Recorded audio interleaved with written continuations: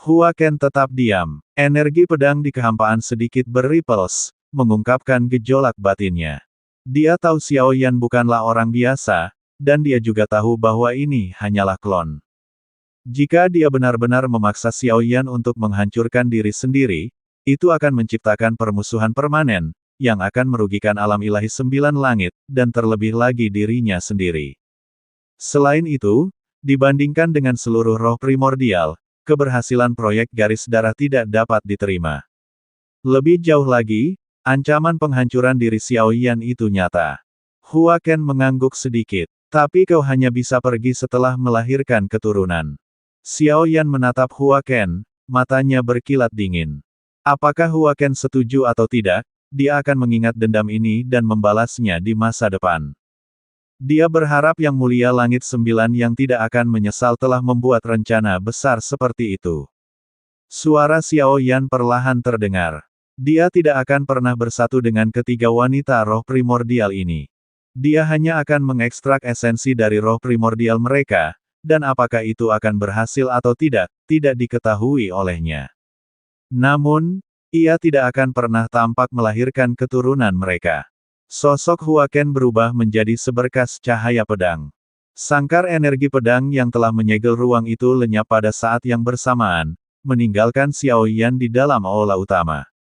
Menghadapi ketiga wanita Nas Chen Sol, ia mengungkapkan esensi di dalam tubuh Nas Chen Sol-nya, meskipun ia tidak tahu apakah itu akan berhasil mengkristal.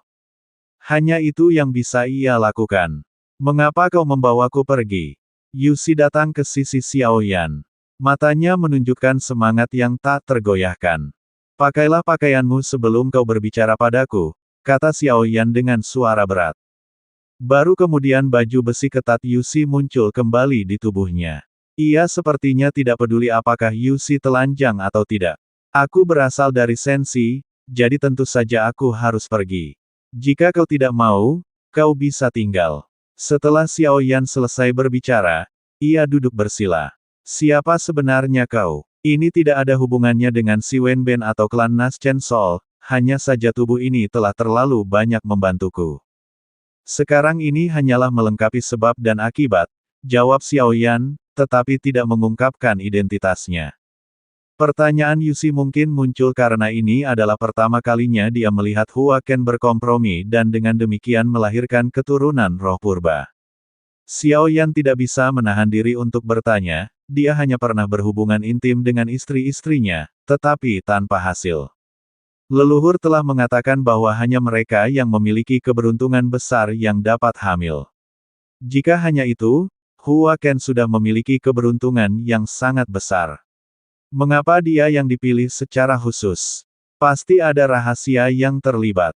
Hanya dengan menanyai anggota sejati klan roh purba dia dapat mengetahuinya. Esensi di hadapan Xiao Yan berubah menjadi 3 pancaran cahaya, menyatu ke dalam tubuh wanita roh purba. Emosi di mata mereka perlahan menghilang. Proses kehamilan ras roh primordial sangat menuntut. Setelah embrio terbentuk di rahim ibu, ia perlu dipelihara menggunakan inti bintang, dan membutuhkan waktu ratusan tahun atau bahkan lebih lama untuk benar-benar lahir. Lebih jauh lagi, hanya roh primordial dan garis keturunan roh primordial yang dapat memeliharanya, atau seseorang dengan keberuntungan besar dapat secara paksa memeliharanya menggunakan kekuatan keberuntungan. Jika tidak, ia tidak dapat berhasil dikandung. Suara Yusi perlahan menghilang. Dia tidak menyimpan dendam terhadap Xiao Yan, tetapi dia tidak benar-benar menganggapnya sebagai anggota ras roh primordial. Xiao Yan mengangguk, tatapannya beralih ke Yusi. Meskipun aku bukan anggota sejati ras roh primordial, tubuh ini telah bersamaku selama ribuan tahun, dan jiwaku sepenuhnya selaras dengannya.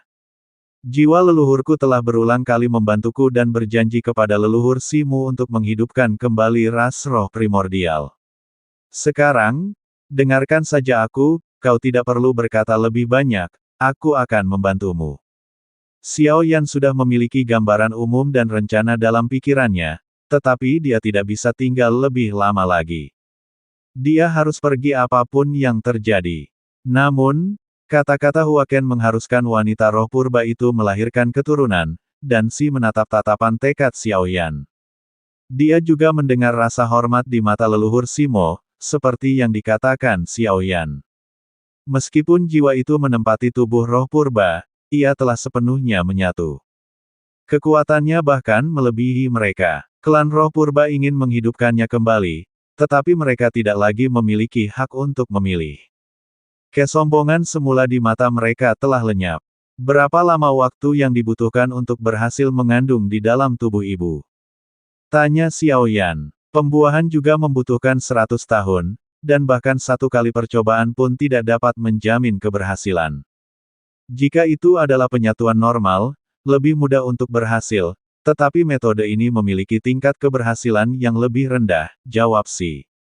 Setelah mendengar ini, Xiaoyan berdiri. Tatapannya menyapu periode tersebut, aku akan kembali setahun sekali. Setelah mengatakan ini, kekuatan yang terkumpul di bawah kakinya berkilat, dan sosoknya menghilang dari aula. Asal-muasalnya bukan pada klon tersebut, tetapi dia masih bisa menggunakan kekuatannya, karena secara garis besar memahami klan roh purba. Mereka juga memanfaatkan kesempatan untuk mengunjungi Sekte Inti Emas 9 Revolusi. Perjalanan mereka ke Sensi untuk memperebutkan api peringatan menunjukkan betapa kuatnya sekte tersebut. Sekte Inti Emas 9 Revolusi memiliki sumber daya yang melimpah, dan patut diperiksa apakah mereka dapat memperoleh sesuatu darinya, dan apakah metode alkimia mereka berbeda dari yang ada di dunia Sensi. Sementara itu, di dunia lain, wujud asli Xiaoyan masih menjalani latihan brutal dan pertempuran sengit, pemandangan di hadapannya hancur berantakan. Luka-lukanya telah mencapai batasnya sekali lagi.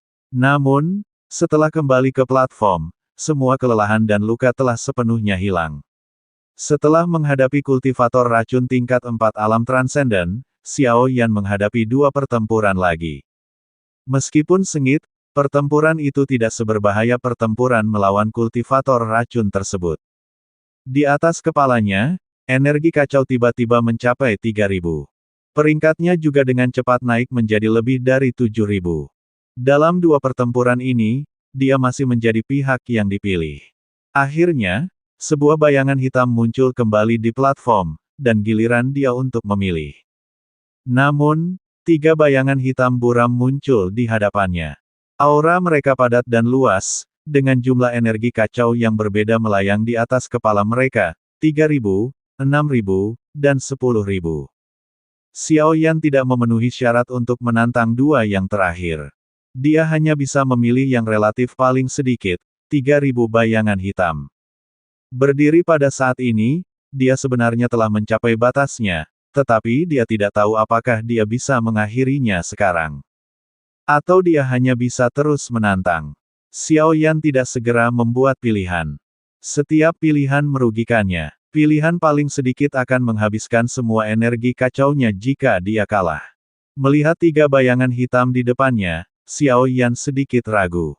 Seandainya dia bisa memilih 3000. Ini agak tidak logis. Tatapannya tertuju pada bayangan hitam yang memancarkan paling banyak 10.000 untaian energi kacau. Jika dia bisa memilih, dan mengalahkannya, peringkatnya mungkin akan berlipat ganda lagi. Xiaoyan mengeluarkan kitab giok. Untuk menemukan jawabannya, dia hanya bisa bertanya pada suara anggota Dewan Kekacauan. Bisakah aku memilih untuk pergi dan mengakhiri pertempuran? Tanya Xiaoyan. Begitu perang ilahi dimulai, seseorang harus bertarung di sini, atau menunggu suara dari penjara kitab 100 tahun untuk perlahan-lahan tiba. Dengan kata lain, Xiaoyan dapat memilih untuk tidak melanjutkan pertarungan untuk mempertahankan jumlah energi kacau yang dimilikinya saat ini, atau melanjutkan pertarungan untuk meningkatkan peringkatnya. Hua Ken telah mengatakan bahwa dia ingin masuk ke 1000 besar. Hanya dengan begitu seseorang dapat menerima hadiah tambahan. Saat ini, dengan memiliki 3000 untaian Chaos Ki, seseorang baru berhasil berada di peringkat 7000 teratas. Untuk menembus 1000 teratas dalam hal jumlah Chaos Ki yang dibutuhkan akan sulit dibayangkan, seseorang harus memiliki pemahaman yang jelas tentang dirinya sendiri. Untuk masuk ke daftar tanda tangan, seseorang belum memenuhi syarat. Namun, yakinlah, di jurang bintang dewa pemakaman ini, waktu purba tetap tidak berubah selama ratusan atau ribuan tahun.